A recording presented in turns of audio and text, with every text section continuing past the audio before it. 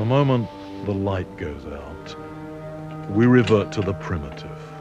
There's always something awful out there, just beyond the shadows.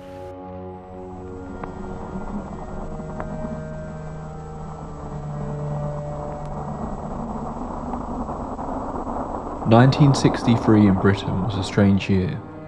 It began with one of the worst winters on record. They called it the Big Freeze. But as the snow melted, reports were coming in from all over the country of odd events. There was nothing that really connected them, but they seemed to be springing up in much higher numbers than they ever had before.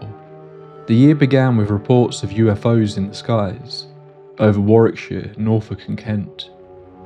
Strange lights and objects in the skies were becoming a common occurrence all over the place. Down on the ground, widespread claims of occult practices were growing. Human and animal remains found in abandoned places. Priests threatened in the streets for refusing to allow rituals to take place in their churches. It became so bad that during the summer, Yorkshire police were instructing churches to lock their doors, but the occultists were likely one of the more normal things that were spotted in 1963, because there were also stories of large cats roaming the countryside. A half-man, half-horse was reported running around a park in Liverpool. Sightings of odd men in silver outfits. Even the Loch Ness Monster apparently reared its head for the first time in a while. Mysterious craters were popping up in places, some caused by falling debris from space, others that seemed to have no apparent explanation. In Surrey, an event took place where several motorists claimed they saw 8 very tall men, dressed like monks, running and leaping across the road silently, like a gaggle of spring-heeled jacks. There was the case of the Kent Mothman, a truly bizarre example of higher strangeness that I've covered before on the show. We even have an incident where numerous witnesses claim to see what can only be described as witches on broomsticks floating across the night sky in August. But these wild claims were punctuated by real horror as well, disturbing accounts that were not so easy to dismiss, and of course the beginnings of the Moors murders. A lot of it sounds silly, but when you look at all the events laid out one after another, it makes you question what exactly was going on in the country at this time. For tonight's episode, we'll be beginning in 1963, but we'll be focusing on one area of the country and a series of odd claims that have sprung up around there in the following decades. In the last episode, we explored the history of Clophill, and this plays a key part in tonight's story too. If you haven't listened to that one, I will be doing a quick recap before we get into it, as it's important, but chapter times are available if you want to skip ahead a little. What begins with evidence of an occult ritual quickly descends into the world of higher strangeness.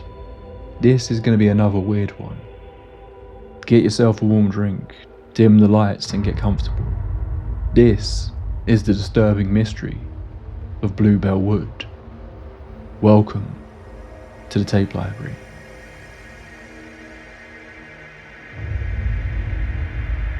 That strange year of 1963 really kicked off with Clophill, a seemingly uneventful location, a small village in the Bedfordshire countryside that was home to 2 churches, one of which had been left abandoned up on a hill away from the village, but was still home to a graveyard. In March of that year, 2 young boys found the remains of what appeared to be an occult ritual, including the dug-up grave of one of the village's ex-residents. What began as a morbid event soon became a multi-year-long battle between the local priest and shadowy groups who continued to desecrate the church over and over. Clophill was located between 2 larger towns, Bedford to the north and Luton to the south, and it's further south where a discovery was made that was arguably even more disturbing than what was found in the local church. Just to pre-warn you if you're sensitive to that type of thing, the next section will contain references to animal cruelty. Just 1 month after the Clophill discovery, authorities were called to the village of Caddington, more specifically to an area of woodland just outside the village. This was known locally as Bluebell Wood, but actually represented 3 areas of woodland: Badgerdale, Bushwood and Roundwood. 2 12-year-old schoolboys from Luton had been playing in the woods when they discovered something truly disturbing. They didn't see anything wrong at first, just the smell and the flies. It hung in the air, thick and unmistakable. Rot, death. The kind of smell that stops you in place before you even understand why. When they followed it deeper into the woods, they found 2 circular patches where the undergrowth had been pressed flat, as if someone had been working there for some time. Both were enclosed by dense walls of bramble, almost forming a barrier around whatever had happened inside. In the centre of one clearing stood a single gnarled tree, and all around it, hidden in the brambles, were the heads. 6 cows, 1 horse. Each one had been severed cleanly. The eyes were gone. The jaws had been removed from several of them. In fact, only 2 had their jawbones intact, as if whoever had done this had been interrupted before they could finish. Later, someone from the RSPCA would find one of the missing eyes, hanging from a branch nearby. They believed that this was another example of an occult ritual, that the small crooked tree in the centre of the clearings was used as a kind of altar, that the eye was an offering. There were no tracks, no signs of a struggle. The cuts were precise, almost surgical, but numerous holes were found in the animals' heads, suggesting they had been shot multiple times before being brought to this place. The bodies were never found. This shouldn't have happened. Not here. This was just a small patch of woodland outside an unremarkable village, a place where children played and people took peaceful walks with their dogs. It was like a dark hidden underbelly had suddenly been exposed. Of course, as we discussed in the last episode, this was just one of a number of odd events to be discovered in the area during this time. One incident I didn't mention was just to the north in Halton Regis, just a short while after the Bluebell discovery. Tony Bruhall would go on to become something of a local legend in later years as Luton's resident ghost hunter, but at this point he was just a projectionist, still 10 years away from becoming directly involved in the world of the paranormal, and was just leaving the home of his then girlfriend and future wife, Georgina. It was getting late and Tony had missed the last bus of the evening, so he walked along Sundon Road alone when he spotted something odd. Someone was walking across the road. Just 50 yards ahead of him, all he could make out was their head and shoulders, silhouetted against the sky. He didn't hear any footsteps or anything, and he thought it was someone riding a bicycle and they had just gone around a bend, riding away from him. It didn't strike him as anything unusual as such, until, as he came around the bend, there was no sign of the figure on the long straight road that ran in front of him. Around a week later, Tony found himself walking this road alone again, when he just about managed to stop himself from falling into a muddy ditch just to the side of the road. But it was the strangest thing. He didn't trip or misstep. He claimed that it felt like someone had shoved him. This time a few weeks had passed until he found himself walking this familiar road. There was a little drizzle of rain as he walked along to the crossroads further down, when he heard a person whistling. He was sure it was a person, He looked back, but there was no one. Just this sound. A tuneless whistle. The notes all seemed jumbled and confused. But it didn't stop. Not even for a brief moment to take a breath. Just this strange, discordant whistling. As he walked, the sound grew closer and closer behind him. Each time Tony would turn around to see no one there. When it reached just a few feet away from him, Tony's nerve broke, and he ran as fast as he could, the whistling slowly fading into the background. He wasn't alone though. Just a few months later, a motorcyclist reported having to brake suddenly and lost control of his bike when he said a shadowy figure suddenly stepped out in front of him on the same stretch of road. He was convinced that he might have hit someone, but there was no sign of anyone else around. The reason I bring this up is that it all happened in 1963 and then just suddenly stopped. This strange activity that seemed to crop up on this road, situated between Clophill and Bluebell Wood, and then just as quickly as it began, it just ended. The area surrounding Caddington though did have a few weird stories, but they were mostly centred around UFOs. In 1953, Luton had one of its first reported UFO sightings, and in 1957, a strange incident was reported at Ramridge Junior School, where a number of children and teachers claimed to spot a round object hovering in the sky close to the school. They claimed they had no memory of seeing it appearing or leaving. It was just there 1 minute and gone the next. A story that they still stuck to decades later. A curious detail is that you can almost draw a straight line from Badgerdale Wood to this school across the town. It would be exactly 10 years later though, that an even stranger story would be reported in the area. This was 1967, still very much in the turbulent period of occult activity taking place up at Clophill, when 7 boys claimed to see something odd. It was January 28th in Studham Common, again another location separated just a few miles across fields to Bluebell Woods. I was able to find the original Flying Saucer Review coverage of this event, so this is the story based on their investigation. It was 1:45 PM and 7 young boys were playing on the common on their way to the afternoon school session.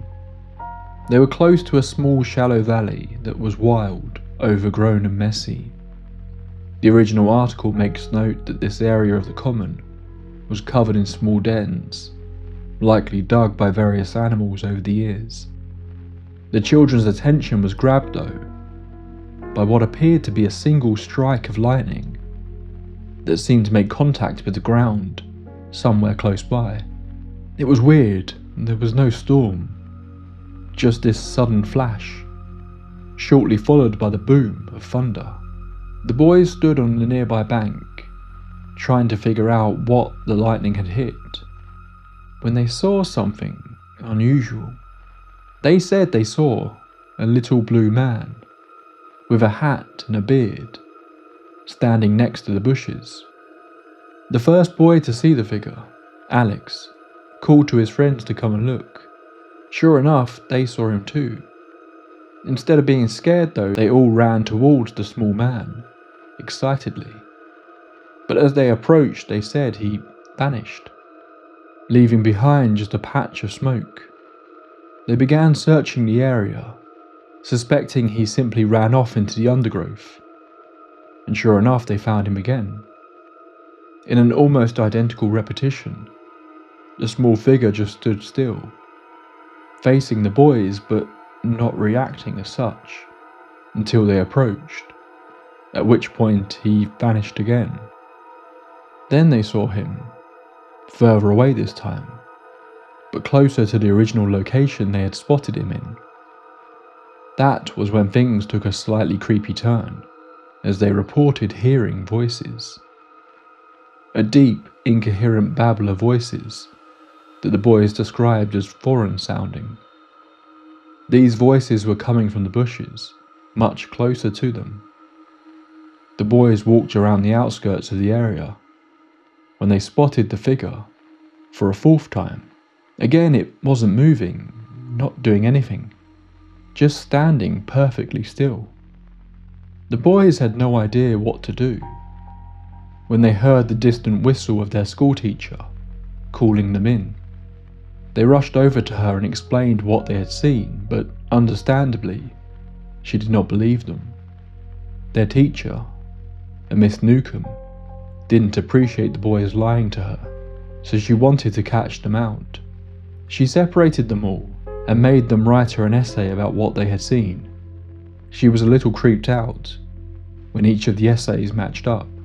They all had the same story. Investigators soon got wind of this odd little occurrence and approached the school.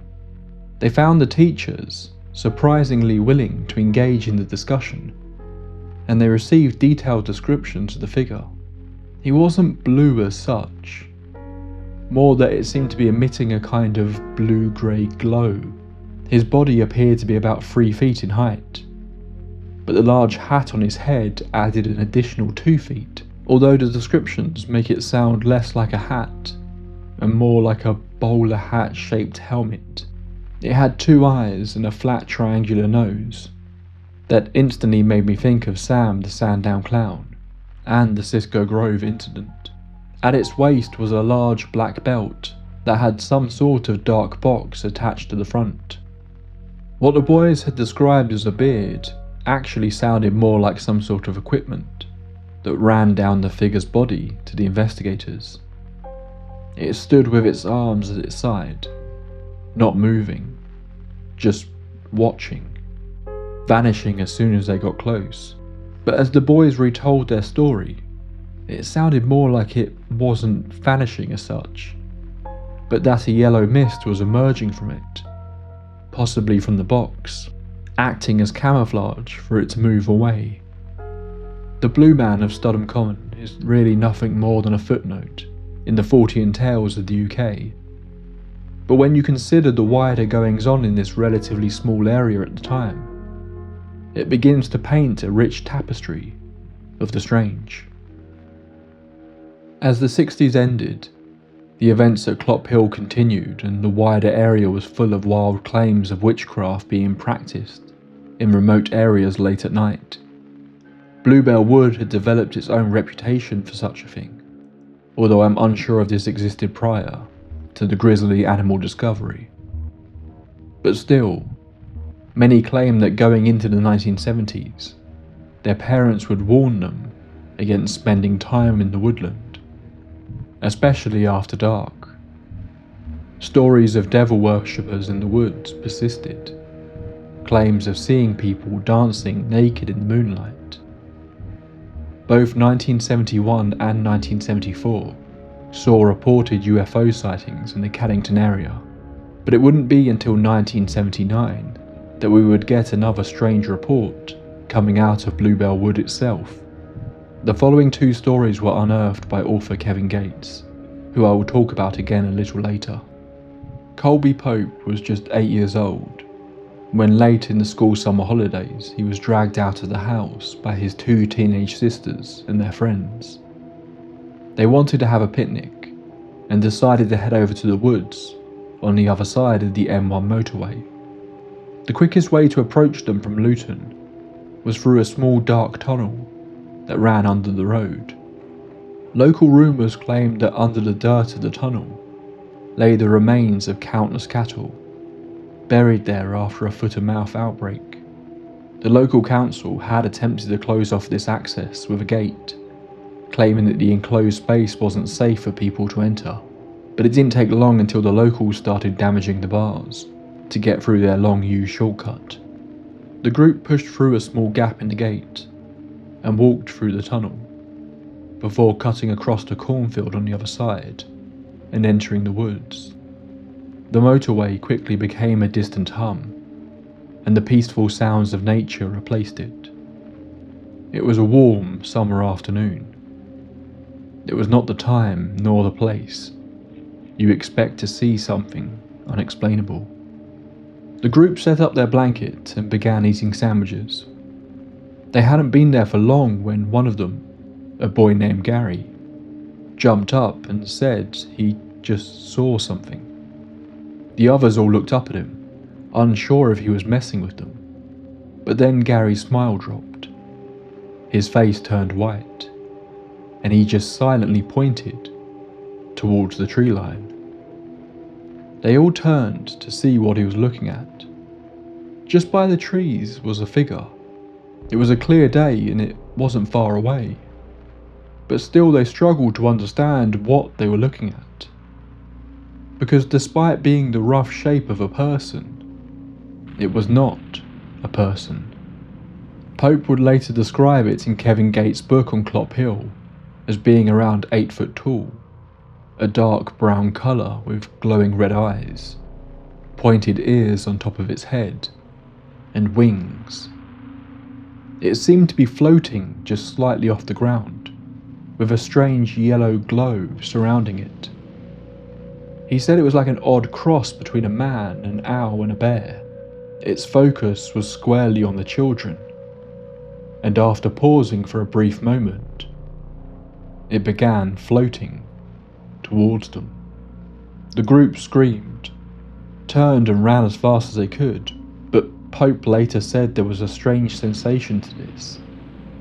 Despite running, a small part of him wanted to stop, like running was too hard, like they should go to it, a sentiment that was apparently shared by others on that day.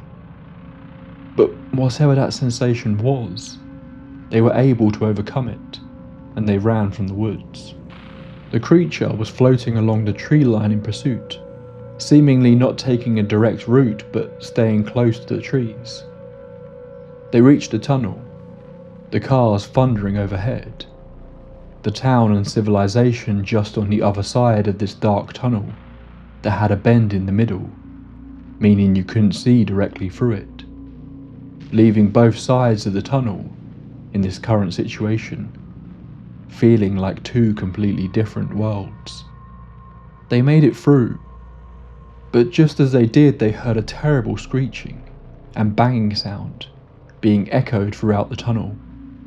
While the children were small enough to pass through the gap in the gate, the creature, whatever it was, wasn't, and it did not sound happy that they had managed to get away. He claimed that 2 nights later, he saw a flash in the sky just over Bluebell Wood, which he could see from his bedroom window. Now, this one has some clear comparisons. Obviously there is a similarity to Mothman, everyone's favourite cryptid. But it's worth noting that a similar sighting had been reported just a few years prior in Cornwall, of a creature that was being referred to in Fortean circles as the Owlman. Pope claims to have never heard of this though at the time, nor the Mothman case. He was only 8, of course. While there is no way to verify this, Kevin Gates, who interviewed Pope for his book, seems to believe Pope's story, and doesn't believe he was just looking for attention. But to me, the more interesting comparison is the Kent Mothman. In an almost reverse of Pope's story, the Kent Mothman story began with a group of teenagers seeing a light in the sky before suddenly spotting a tall winged figure standing further down a darkened lane. But they weren't alone. Over the following weeks, others in the area claimed to spot the creature, and more often than not, this was accompanied by strange lights. I already have an episode on the Kent Mothman if you want to check that out, as it's a fascinatingly weird story in its own right. But the reason why this case sticks out to me is because the sightings of the Kent Mothman took place in 1963, the same year the Clophill rituals began, the same year as the grisly discovery in Bluebell Wood. Gates uncovered another odd story for his chapter on Bluebell Wood when he interviewed an ex-soldier named Tim Humphrey. who lived in the area during the 1980s. When he was younger, he would head up to the woods to hunt rabbits with his friend Tommy. One night, again in the summer, they went out for a hunt through the woods, just as the night was coming to an end and dawn was about to break. It was 1986, 7 years after the strange Owlman incident, although that story wasn't public knowledge, so now over 20 years removed from the animal remains being discovered. Bluebell Wood really didn't have much of a dark reputation anymore. There was no reason for these two men to fear the area, especially as it was somewhere they had visited countless times by this point. Sure, they had heard of strange stories over the years, but they simply dismissed it all as local legend. More often than not, it was just this idea of the woods being weird. Few people had any specific stories to share. They were heading to an area that they often left bait out, Tommy walking slightly ahead to try and flush out any rabbits, but it wasn't rabbits that they would find that night. The first thing Tim noticed was how quiet it was. Dawn was quickly approaching, but the birds were silent, and there was this strange feeling in the air, almost like the pressure of a storm building, but there wasn't a cloud in sight. Then he heard it. What he described as a deep growl. His eyes shot over to the tree line when he spotted a pair of eyes looking back at him. Large eyes. Both men positioned themselves and pointed their air rifles in that direction, waiting for the animal to emerge. Tim thought to himself it might be a deer, but that growl played on his mind. He must have misheard it. They slowly approached, and when they got to about 20 paces away, they began to hear its breathing. It sounded like a large dog, panting. Tim's body almost failed him. Fear gripped him tightly when the eyes turned to focus on him. These large, yellow, unnatural eyes. Tim fired and he was sure he hit whatever it was. And that was when he finally got a good look at it. It was a dog, around the size of a Great Dane. It let out a howl and then bolted in their direction. Both men fired, hitting the dog, which turned direction and ran back into the woods. It looked like a dog, sure, but not any type of dog that they had ever seen before. The men ran back in the direction of what is referred to as the light tunnel, a more open underpass that led under the motorway. But as they reached the field that led to the tunnel, they stopped in their tracks as they realized it was there, waiting for them. This huge black dog had somehow come round a different way and cut them off. The two men turned and ran back the other way, instead headed for the dark tunnel, the same one the teenagers had escaped through all those years prior. It was following. The two men fired at it multiple times, convinced they were hitting it, but the dog just didn't seem to react. They ran as fast as they could, but as they approached the dark tunnel, they couldn't believe their eyes when they saw the dog was once again already there, waiting for them. It wasn't possible.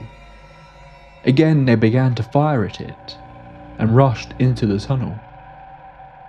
But as they went around the bend, it was now at the other end, blocking the entrance closest to the town, their route to safety. They ran back out of the tunnel and took the woodland path that ran alongside the motorway until they found another route out of the woods. Constantly it followed, blocking off each attempt they made to leave, until eventually they reached an alley near the Luton Town football ground. They ran down it and instantly felt they were back in the real world. It all seemed so silly, so unbelievable. But as they glanced down the alley, they saw it at the end, still standing by the trees. Tim raised his rifle once again to fire, it was gone. The two boys didn't speak about their experience with anyone. It seemed so ridiculous that they didn't think anyone would believe them. But just a short while after this incident, Tim's grandfather went missing. Eventually he was discovered in the woods. He had died of a heart attack. Tim wondered if he had seen it too, if he had been so overcome with fright that his heart couldn't handle it. There's something interesting here. The black dog seems to resemble Black Shuck, the infamous creature from British folklore. The entity Pope saw looked more like the Mothman or Owlman. We have this area where plenty of people are reporting seeing strange things, but none of these strange things seem to match up. A floating object in the sky, a weird blue man, a shadowy figure, witches dancing in the woods. I've tried to focus on a very small area here for the purpose of this episode, but if you extend it out a little further, you will find countless ghost stories, UFO sightings, strange animal sightings, and even unexplained deaths. Did the rituals at Clophill and Bluebell Wood open a door to something? A beacon to call something else into this realm of reality? Or were the rituals conducted in this area because it already had this strange energy to it? Maybe Tim's grandfather didn't see a dog at all. Maybe Colby Pope and his sisters saw a half-man, half-owl creature. Maybe Tim and Tommy saw a dog. But maybe whatever is in these woods doesn't stick to one visual representation. Maybe it can change. Maybe we have no idea what it truly is. So what really happened? Again, much like the last episode, this is a little tricky to discuss, but for very different reasons. The ritual practices appear to have really happened. This was a phenomena that was taking place. However, the more wild, out there stories surrounding the area are a lot more difficult to explore. They are all so individual, and while several of them do have multiple witnesses, they don't seem to repeat. It's just these unusual pockets of activity that spring up and then stop. Of course, these could all just be stories. Either people who have scared themselves into believing that something weird is truly happening in the area, or people who have heard the rumours and legends and want to add their own elements to the folklore. But it all feels so chaotic, so scattergun. If you include the events we discussed in the last episode, in this small area across a couple of decades, you have UFO sightings, dark magic rituals, animal mutilations, cryptids, ghosts, shadow men, murders, a man who set himself on fire for seemingly no reason, and even the murmurs of a military conspiracy taking place at the nearby Air Force Base. But still, beyond the rituals, there is no evidence. Just stories. Just claims of weirdness. Some that people have held close to their chest for years, or have shared, but not for seemingly any personal gain. On the surface, these accounts seem disconnected. Ghosts, occult rituals, UFOs. But taken together, they begin to suggest something more unified. Something that resists simple categorization. What if this area of the country truly is just a window? A place of genuine high strangeness? I'm not going to pretend to be an expert on his theories, so hopefully I'm not misrepresenting anything. But I'm drawn to the ideas of Jack Valet here, who proposed that what we might interpret as UFOs or other anomalous experiences may not be fixed, physical entities in the traditional sense. Instead, he suggested that the phenomenon behaves more like a shifting display, something that adapts to the expectations and cultural frameworks of the time. In earlier centuries, people reported encounters with fairies spirits or demonic beings. In the modern era, those same encounters appear to often take the form of spacecraft and extraterrestrials. Not to say that people still don't report ghosts and the like, but that there is a shift to a more common display. The underlying experience, Valet argued, may be consistent, but the appearance is a mask, one that changes depending on who is looking. This is something I was trying to get across in my recent Cisco Grove episode, and when I decided to tackle Clophill, just seeing it as an occult story, I didn't expect it to take me down the same rabbit hole. When you stop thinking about the paranormal in such grounded terms, such as ghosts are spirits of the dead, UFOs are alien visitors, cryptids are undiscovered animals, it opens up a world of thought that is so much more interesting, at least to me. As I said in Cisco Grove, this idea of a subject that can't be put into a box. You could look at it this way too. Is this area of time an example of those masks shifting? Do the 60s and 70s represent a converging point of transformation with the phenomena that, in regards to Valet's theories, point towards a change? That it is morphing from folkloric tales of fairies and ghosts into aliens and UFOs.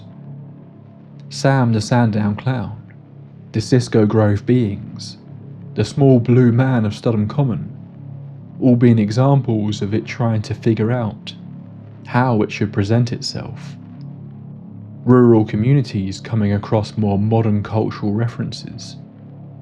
The ghosts become aliens. The fairies, lights in the sky. This idea reframes locations like Clophill and the surrounding countryside. Rather than being isolated hotspots for different types of activity, they may represent points where this underlying phenomenon becomes visible, briefly and unpredictably. The reports themselves often share subtle similarities, figures that appear and vanish without trace, encounters that feel staged or unreal, moments that seem to exist just outside normal reality. I also can't help but notice small similarities in the appearances, as they are described, to other obscure cases that you wouldn't expect the witnesses to know. At the same time, more grounded explanations cannot be ignored. Many sightings may be the result of misidentification, suggestion, or the powerful effect of expectation in environments already steeped in reputation.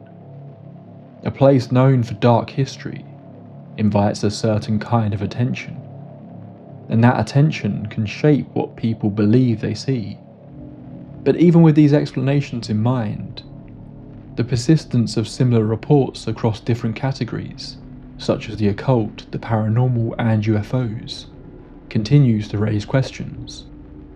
In the end, the idea of a single, unified phenomenon remains speculative, but it offers a compelling way to look at areas like this, not as a collection of unrelated mysteries, but as a landscape where something strange seems to surface again and again, wearing different faces, whether those faces are ghosts in a ruined church, winged creatures in the woods, or lights moving silently across the sky. The possibility remains that they are all part of the same story, one that is still, for now, outside of our understanding. That's all for this entry into the tape library. As I said, when I started exploring Clophill, I didn't expect it to take me to small blue men that disappear in a puff of smoke. Hopefully now this one is finished, it becomes a bit more clear why I separated these into 2 episodes. Clophill feels like a dark but somewhat more grounded story, whereas Bluebell Wood and the surrounding area really quickly devolves into all sorts of wacky high strangeness, so I just felt tonally they worked better separately. Sure, how much stock you can put into any of these kinds of stories is obviously up for debate. Some of them are totally unbelievable. The Blue Man story for one just made me think of Papa Smurf, until I read the more detailed description. But I think exploring an area like this, and just looking for the similarities, really opens up some interesting conversations, if you're like me and enjoy exploring these little thought rabbit holes. So please start a conversation in the comments. Let me know what you think. If you do believe in the paranormal, are you open to this whole idea of a unified theory that links all these events? Or do you believe they are all standalone elements? Please do let me know. Again, Kevin Gates' book The Paranormal Diaries Clophill was a major source for this, but I also used the Haunted Luton and Haunted Bedford books here, as well as the original Flying Saucer review issue for the Blue Band story, which you can find on Kindle. I really did try to keep this to a small area, but if you want to read those books, you will see I barely scratched the surface with the strange stories of Bedfordshire. I also found a really interesting blog post that lists a bunch of the paranormal events of 1963, so I'll include that in the description as it's a fun read. As always, if you've enjoyed this episode, please be sure to subscribe so you don't miss out on future entries.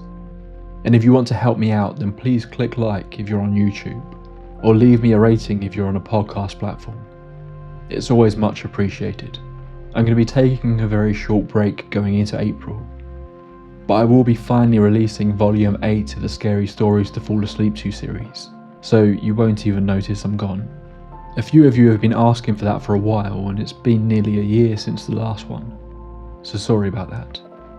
Then later in the month I'll be back with a really creepy ghostly tale. So hopefully I'll see you all then. Until next time, my friends, pleasant dreams. This episode was made possible by the kind donations from those on Patreon. First up, our tape library archivist Shan Harding, Summer Chambers, Jennifer, Adam M, Cryptid Clyde, Edgar Allan Ho, Adam Grantham, The Magic Pumpkin, Lucas Wiles, Yenok, Aurora, Lee Borix Johnson, Now and Zen, Pat McShay, Pantherpaw, The Elusive M, The Bisexual Moon Cult, Emulated Phoenix, Jamie Long, Lisa Marie Sherindon, Gaffy with a G, Plum Blossom, Gina Britton, Emily Carlin, Sarah Boyd, Thomas Boatwright, Stephen Lutman, Crystal E, West Virginia Vegetable Man, Dawn Swan, Tina S, Sean Miller, Juno, Joseph Gondola, Jolly Jedi, Pixelina, Joe, The Crimson DM, The Detective, Jean Janine, Darla, Alfredo Sandoval, Midi as a Bean, Dominic DeAngelis, Dagon Adorleg, Judith Hacker, Eric Salas, Murashard, Adeline, Ashlar's Books, Gabrielle, Umika Grimm and Sandy Lusk. Then we have our amazing lead archivists, Wynne Lewis, Yvonne Rivers, Amy Stubblefield, The Original Deer, Emmy Bartley, Lady Bette Noir, Ridiculous, London Grace, Melissa Harrison, Emperor Franz, Old Soul Like Mine, Xavier Angle, Sad Gal Callie, Alex O'Neill, Tyler Michael, Alex Goldberg, Van Yell, Brian Baker, and 1000th Ghost. And our insanely generous Grand Overseers, Harrison the Overlord, Shannon in Seattle, Leah Carmella, Bad Diddle, Katie, Morning Rain 2619, Agent 355, and Queen of Flatulence. Thank you to them, all of my junior archivists, and my members on YouTube. Your support makes this show possible. If you want to join us over on Patreon, there's a few perks and a chat where we have conversations. It's also where I normally first share any news about the channel. Links to all of that can be found in the description. Thank you.